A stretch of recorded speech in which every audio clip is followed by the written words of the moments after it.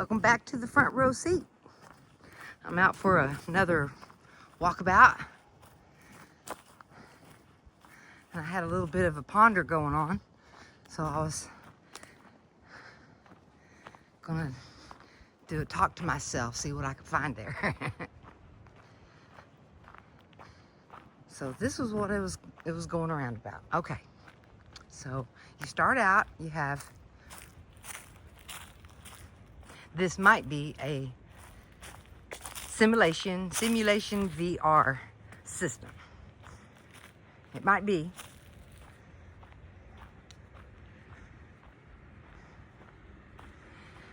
So in a computer, you would have like IP addresses. And those IP addresses just, you go there and there's just information there. So if it is a simulation, then the mind would be programmed too, because it's part of the simulation, because it's here.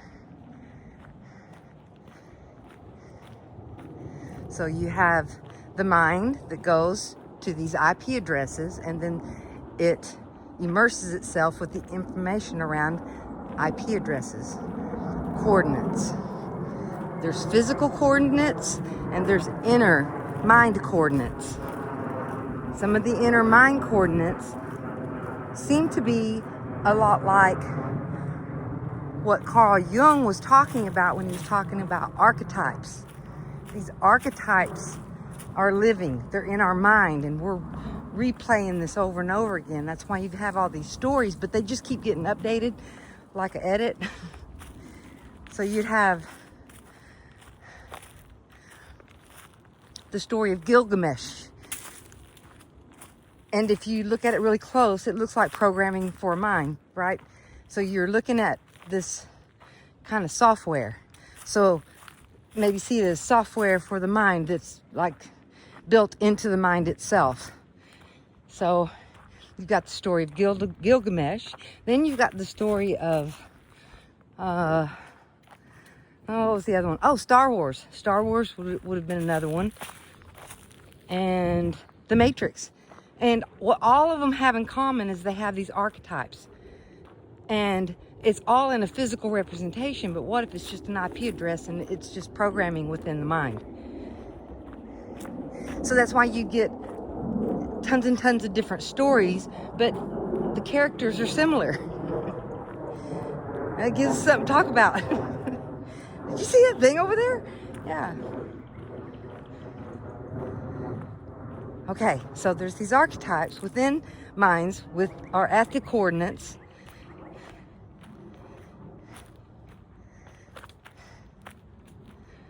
This has just been a fun one for me. Okay. It's almost like when you talk about that nested thing, like a program within a program within a program type deal. So try it again, see where it goes. All right, so you've got an IP address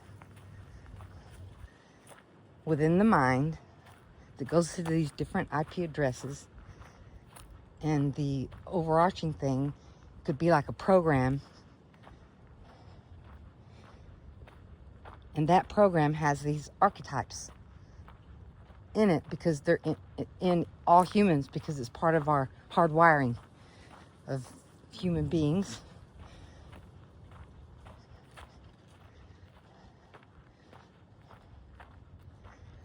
So all of what would all those stories have in common?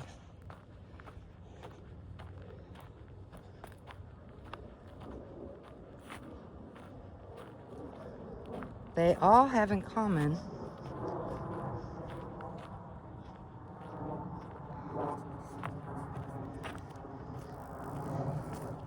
the structure of the story.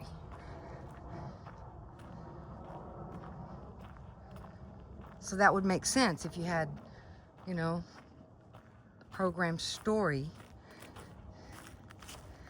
and it's around these IP addresses that when you focus in your mind, that's kind of what kind of shows up in your reality.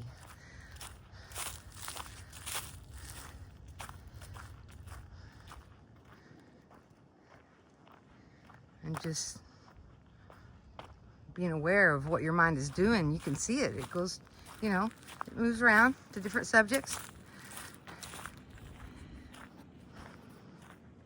Seems like it's always working. Do a little work here, a little work there. Kind of how life unfolds.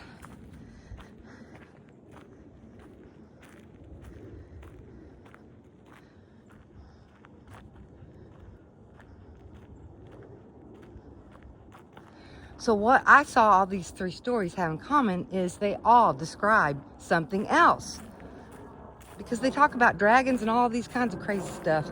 The hero goes and slays the dragon and pulls the knife out of the rock. Okay?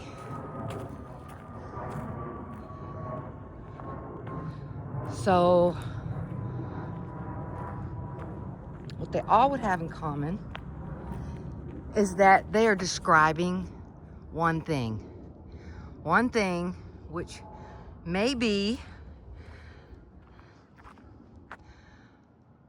all in the mind, and it's just all the inner journey. And I didn't know for years that there was an inner to journey into. And as I was thinking around the simulation thing, I was like, well, see what this getting rid of fear will do. And it changed my reality. And the more fear I got rid of, the more my reality changed. So that would work if the theory's right, that it's a simulation, all is mind, and the mind is creating all of it. Just backwards, the other way around. Then you got all the, you know, stories. If you turn it into allegory, all of it, even the alchemical drawings and all that, turning lead into gold, all the stories could be describing this one thing of the journey quest into the labyrinth inside your own mind and discovering what's always been there but is unconscious. So as a human being, you have parts of you that's not conscious. There's other parts of you that are,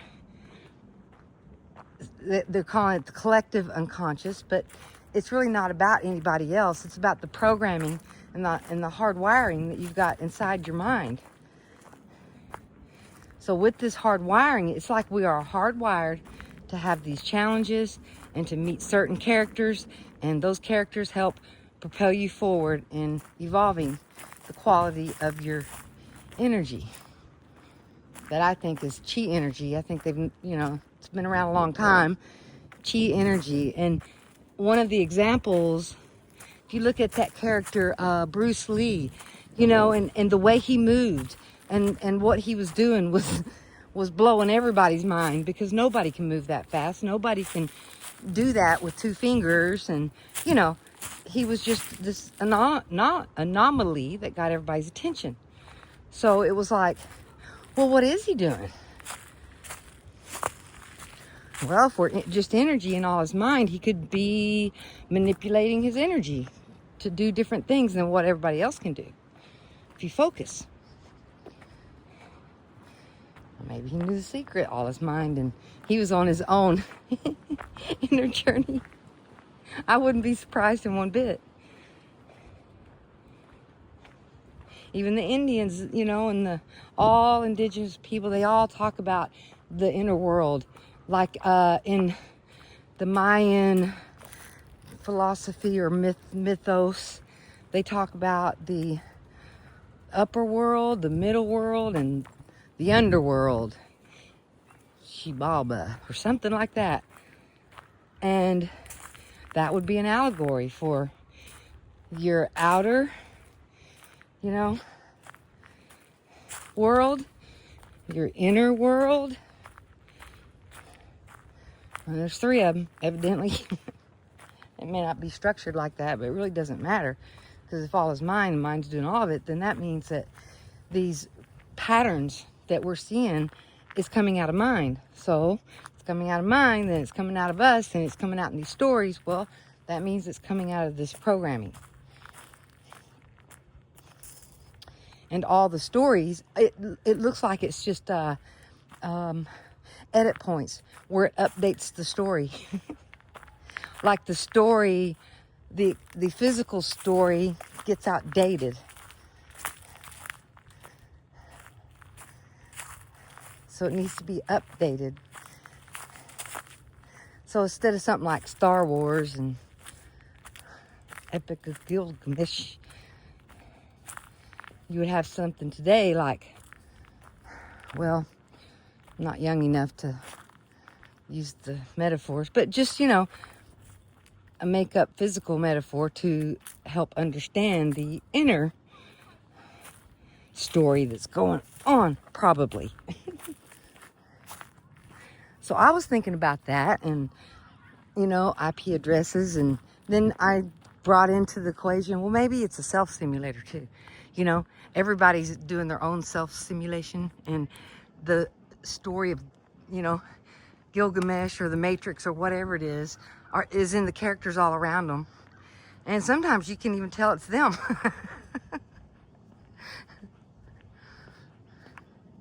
Myself and a friend of mine kind of noticed that, the characters in the Matrix was everywhere, and they even looked like the characters in the movie. That was really interesting. That's one of the reasons why I was thinking about this, because, a self-simulator, that's what it would do. The characters would all be there, but they would be different characters for the person. But it's all the same people, the same hero's journey. Then you have the protagonist, and you gotta have a villain in there, and you've got to have a joker, and you've got to have it's kind of like all the decks of a deck of playing cards, right? You've got these 52 cards. The numbers, those would just represent intensities and energy, right? Then you would have, the king and queen. That would be the mother-father IP address, right? You gotta have it's kind of part of the programming here, because we can see it everywhere, so we have evidence. And so you've got this deck of 52 cards, and each one of them either means the quality or energy about something, or it means the structure of what I think is the inner programming of the human mind. I think it's in other species too, but not as elaborate. It's the same thing as the King's Court. So if you're standing there looking at the King's Court, you're looking at a direct reflection of what's going on in the inner world. And the qualities of those IP addresses, if, there's not good energy around them, well, then that's going to make the quality of the reality expressed not have good quality in it either. So yeah, I was thinking around that, and how when you look just deeper and deeper at it, it's almost like each thing you look at, if you just replace the word with whatever you think it is with edit, then that could explain so many things. It could explain, some of the things that we have evidence for, and there's no explanation. But if this is a self-simulator, and it can be edited together, or pieced together with different narratives in it, then that would make sense. Because it's not really a physical thing, it's just a manifestation within mind. So yeah, you could have something crazy going on, like Great Pyramids and all that huge rock construction. You can have all that, because in a self-simulation, it's just part of the program. It's just like boink, just sets it down right there, and there it is, and it's always been there. It's easy to put there. You can do anything with digital stuff. Edit, Oh, and the last thing that I was talking about was how maybe, if we're all a piece of this chi energy, consciousness, and we can have these IP addresses, then we have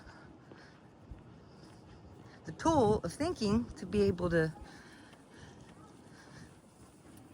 make the world a little more malleable.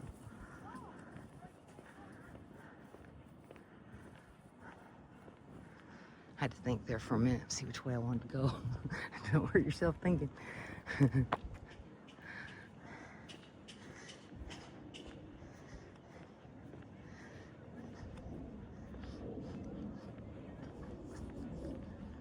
Okay, so I was thinking about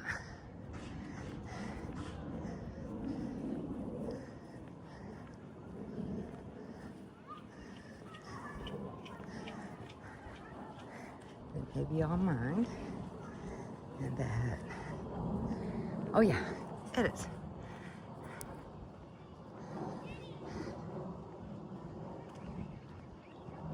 So if mind comes first, then that means the mind or consciousness and the quality of it is going to dictate what the physical reality is.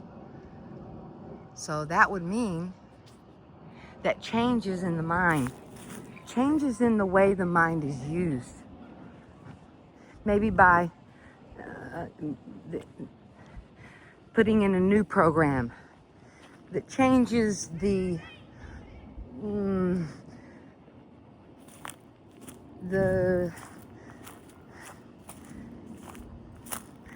52 cards in the deck a little bit.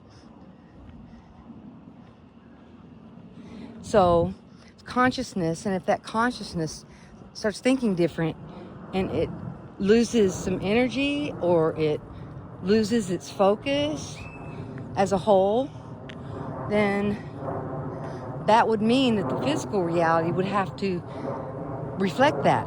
So it would have to change too. So that means that when consciousness changes, that the environment changes. And no matter what's there, changes with it. And that is easily done too with edits. Just put an edit spot right there and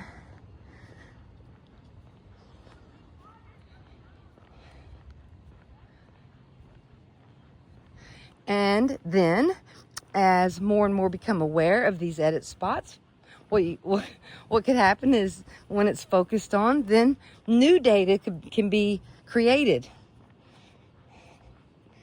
Like, just put in these edits and they don't fit into timelines and they don't work and and they're all different and it would create a situation where the data in the physical reality would have to, kind of morph itself and reflect back to what's going on. And I think that's kind of what's going on with the Mandela effect, because it's whatever is being thought at the time. That's the creative element of it. So whatever's being thought, the physical world will have to reflect that.